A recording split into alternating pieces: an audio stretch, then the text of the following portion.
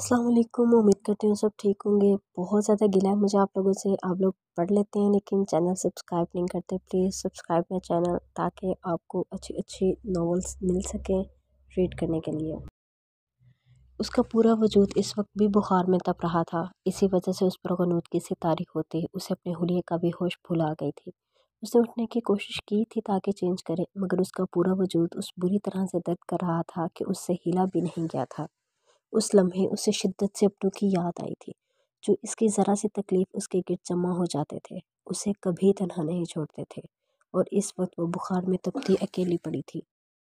उसकी आंखों से आंसू गिरकर गाल पर एक जानिब लुढ़क गया था। उसे वैसे ही बेसुध पड़े न जाने कितना टाइम गुजर गया था जब अमान ने बेडरूम में कदम रखा था। उसे यही लगा था कि सोमल सो गई होगी, मगर अंदर आकर सोमल की हालत देख वो जल्दी से उसकी जानिब बढ़ा था। जो भी था, मगर ये लड़की फ़िलहाल उसके लिए बहुत ज़्यादा कीमती थी। सोमल, अमान ने कुछ फासले पर खड़े होते उसे पुकारा था। सोमल ने उस लम्हे जो ड्रेस पहना हुआ था उसका पिछला गला काफ़ी गहरा था, जिस पे हल्की सी डोरी बांधी गई थी। ये लहंगा उसी ने पसंद किया। ये ये उसी ने, मगर उसे अंदाज़ा बिल्कुल भी नहीं था कि ये उसके लिए आजमाइश बन जाएगा। उसके गले से झांकती दुधिया कमर इस वक्त अमान की निगाहों के ऐन सामने थी। उसने बालों में चुटिया के बल डालकर उसे तकिए पर फेंक रखा था। अमान उसका हुलिया देख उसके करीब नहीं जाना चाहता था, मगर उसे आगे बढ़ना पड़ा था। सोमल, उसे कंधों से थाम कर सीधा करते अमान ने उसका गाल थपथपाया था। उसे छूते अमान को ऐसा महसूस हुआ था जैसे उसने दहकते कोयलों को थाम लिया हो। अमान के चेहरे पे तशवीश के आसार नुमायां हुए थे। सोमल, आंखें खोलो। वो इस धीरे से इसके गालों को छूता उसे उठाने की कोशिश कर रहा था, मगर शदीद बुखार और गनूदगी की वजह से सोमल अपनी आंखें नहीं खोल पा रही थी। अमान शहराजी को इस तरह किसी को संभालने का कोई तजर्बा नहीं था। वो हमेशा तन्हा रहा था। उसे किसी का ख्याल रखना नहीं आता था। अपने बुखार की या तबीयत ख़राबी की तो उसने कभी परवाह ही नहीं की थी। वो शदीद बुखार में भी अपने मतलूबा काम सरअंजाम देता रहता था। मगर इस नाजुक जान को बुखार से निढाल होता देख अमान शहराजी की पेशानी पर शिकने नमूदार हुई थे। सोमल ने उसको बिल्कुल अपनी गोद में रखा था। वो उसकी गोद में समाई उसके सीने से सर टकाए हुए थी। गनूदगी के ज़ेर असर वो नहीं देख पा रही थी कि इस वक्त वो इस शख्स के किस कदर करीब थी, जिसे आज दोपहर तक वो मरने की बद्दुआएं दे रही थी। सोमल को वैसे ही अपने आसार में अमान ने अपनी पॉकेट से मोबाइल निकालते अपनी ज़िंदगी के वाहिद इंसान का नंबर डायल किया था, जिससे कभी कभी वो अपने अंदर का गुबार शेयर कर लिया करता था। शायद उन्हीं के मुफीद मशवरों की वजह से वो अभी तक अमान शराजी से जंगली दरिंदे में तब्दील नहीं हो पाया था।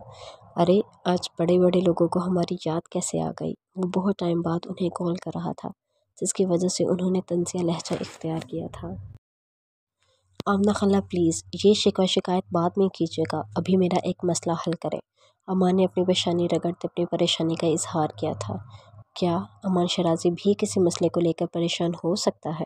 जिसने खान हवेली वालों को आगे लगा रखा है, उसे भला मेरी मदद की ज़रूरत कैसे पड़ सकती है? आमना बेगम मुसलसल उसे छेड़ने के मूड में थी। उसने आज बहुत दिनों बाद उन्हें कॉल की थी। आमना बेगम को उसके सारे कारनामे पता थे, सवाए अभी किए गए सोमल के अगवा और निकाह के। खान हवेली का ही मसला है ये। अमान ने आमना बेगम को अपना कारनामा कह सुनाया था। तो सुनते आमना बेगम अपना सर पकड़ कर बैठ गई थी। उनके ये दोनों पांचे उन्हें आजकल जो झटकों पे झटके दे रहे थे, उन्हें इस वक्त अपना दिमाग माफ होता महसूस हुआ था। ये क्या हरकत थी अमान? उस बेचारी बच्ची ने तुम्हारा क्या बिगाड़ा है? उसे क्यों तकलीफ दे रहे हो? आमना बेगम जानते थे वो उनकी बात कभी भी नहीं मानेगा, फिर भी अपनी तरफ से एक कोशिश करते बोली थी।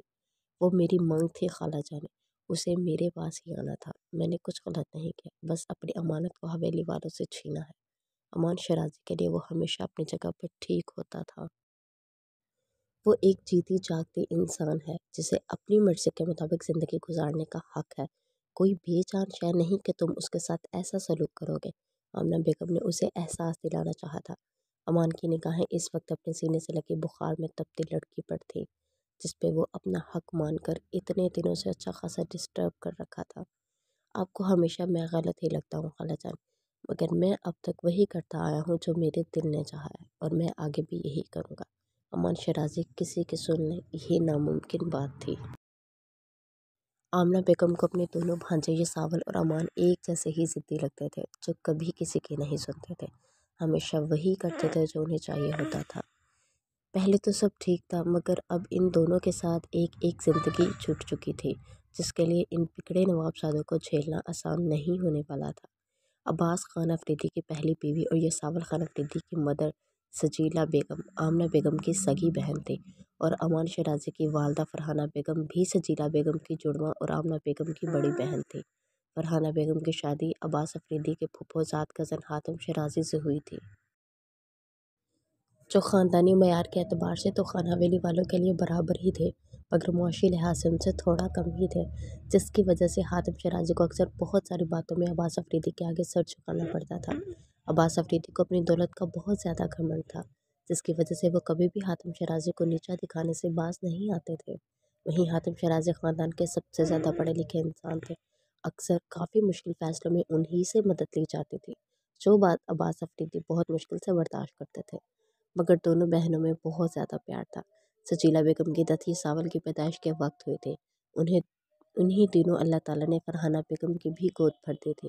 انہوں نے امان حاتم شیرازی کو جنم دیا تھا۔ یساول کی وجہ سے ہی فرحانہ بیگم زیادہ تر خان حویلی میں پائی جاتی تھی، جو بات حاتم شیرازی کو پسند نہیں تھی، چاہے پڑھے لکھے ہی صحیح، مگر کہیں کہیں ان کی سوچ بھی روایتی مردوں جیسی ہو جاتی تھی۔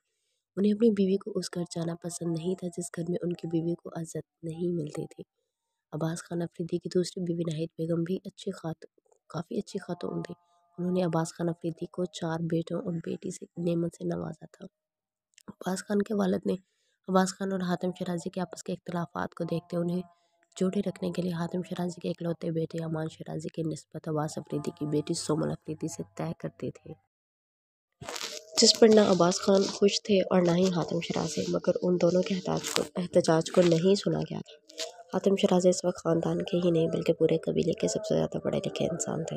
ان کے علاقے میں اس وقت صرف ایک ہی سکول تھا، اور وہ بھی لڑکوں کے لیے۔ لڑکیوں کے لیے پڑھنے کا کوئی سسٹم نہیں تھا، جس بات کا سب سے بڑا ریزن عباس خان افریدی ہی تھے۔ حاتم شیرازی کو بھی اس بات کی ضد تھی۔ انہوں نے عباس خان کی بھرپور مخالفت کرتے وہاں لڑکیوں کے لیے ایک تعلیمی ادارے کی بنیاد رکھی تھی، جس کے بعد عباس خان اور حاتم شیرازی کے درمیان اصل دشمنی کی جنگ چھڑی تھی۔ عباس خان افریدی کے والد کی ڈیتھ کے بعد تمام پاور انہی کے ہاتھ میں آ چکے تھے۔ انہوں نے قبیلے کی باقی تمام معزز شخصیات کے ساتھ مل کر اس اسکول کو گرانا چاہا تھا، مگر حاتم شیرازی بھی قبیلے کے تمام مزاروں کو لے کر ان کے خلاف ڈٹ گئے تھے، جس کے نتیجے میں پورے قبیلے میں انتشار پھیلنے لگا تھا۔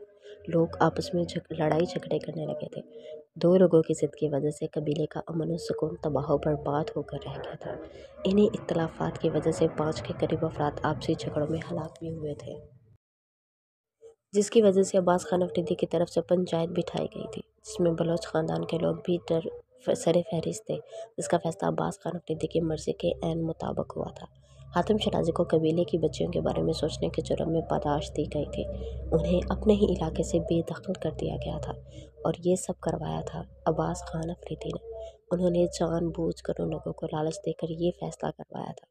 حاتم شیرازی کے لیے یہ بہت بڑا دھچکا تھا، جو وہ برداشت نہیں کر پائے تھے۔ وہ کسی قیمت پر اپنا گاؤں اپنا گھر چھوڑ کر ہمیشہ کے لیے نہیں جانا چاہتے تھے۔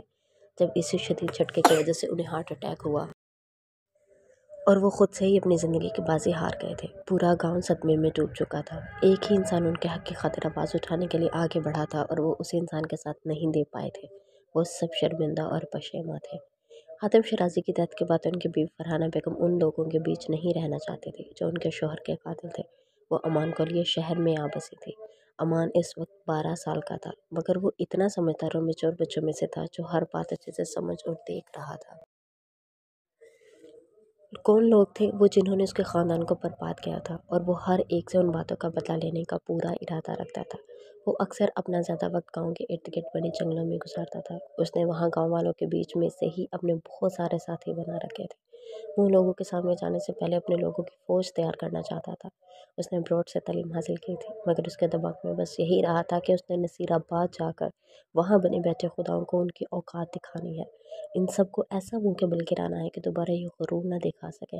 اور ایسا ہی کرنے کے لیے وہ واپس لوٹ آیا تھا، اور آتے ہی خان حویلی اور بلوچ حویلی کو ہلا کر رکھ دیا تھا۔ وہاں کے لوگ جو اب تک اس بات پر پچھتا رہے تھے کہ حاتم شیرازی کا ساتھ نہ دے کر انہوں نے خود کو اور اپنے خاندان کو ہمیشہ ہمیشہ کے لیے ان قبیلے والوں کی غلامی کے اندھے کنویں میں دھکیل دیا تھا، अमान शराजी का वापस लौटता और अपने बाप से कई ज़्यादा मजबूत देख वो सब लोग बहुत ज़्यादा खुश थे। आहिस्ता आहिस्ता अमान शराजी उन लोगों के बीच अपने कदम मजबूत कर रहा था। अब्बास खान अफरीदी को कमज़ोर करने के लिए और अपनी दहशत बढ़ाने के लिए उसने सबसे पहले खान हवेली की सबसे बड़ी कमज़ोरी सोमल खान अफरीदी पर हमला किया था। दोनों खानदानों को सोमल के हवाले से परेशानी में उलझाकर वो गाँव वालों को अपने साथ मिला रहा था। वो उन दोनों ख़ानदानों को सिर्फ धमकी ही नहीं दे रहा था, सोमल खान अफरीदी उसकी मांग थी, जिससे कोई दिली लगाव ना रखते हुए भी उसे किसी और के नाम लगते देखना अमान शराजी की गैरत को बिल्कुल भी गवारा नहीं था।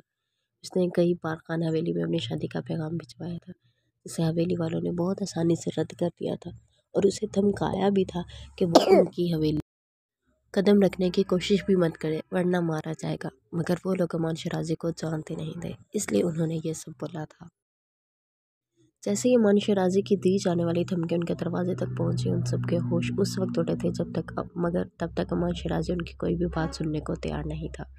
अमान ने सोमल के बारे में सिर्फ सुन रखा था, उसे एक भी बार देखा नहीं था।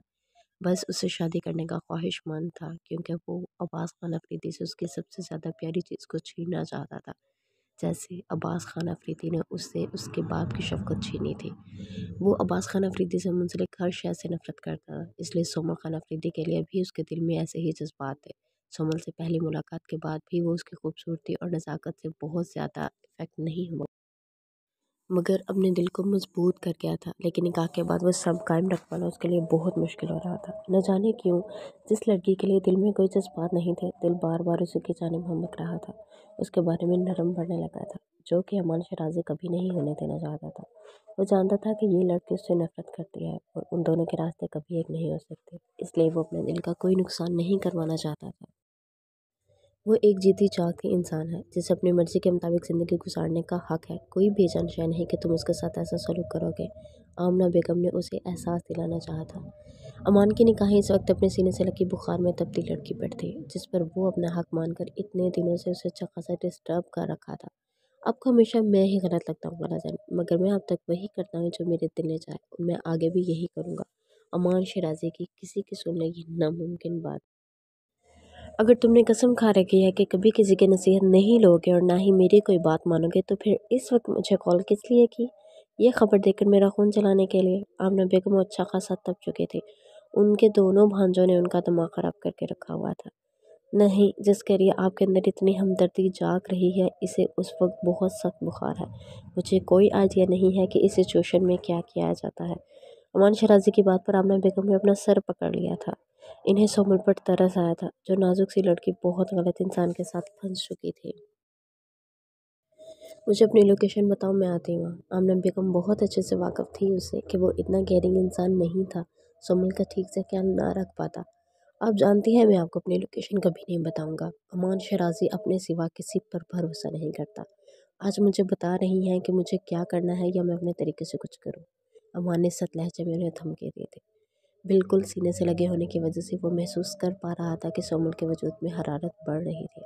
उसकी बात पर आमना बेगम अफसोस से सर हिला कर रह गई थी, मगर वो बहुत अच्छे से जानती थी कि अमान ऐसा ही था। उसने जो तरह अपनी ज़िंदगी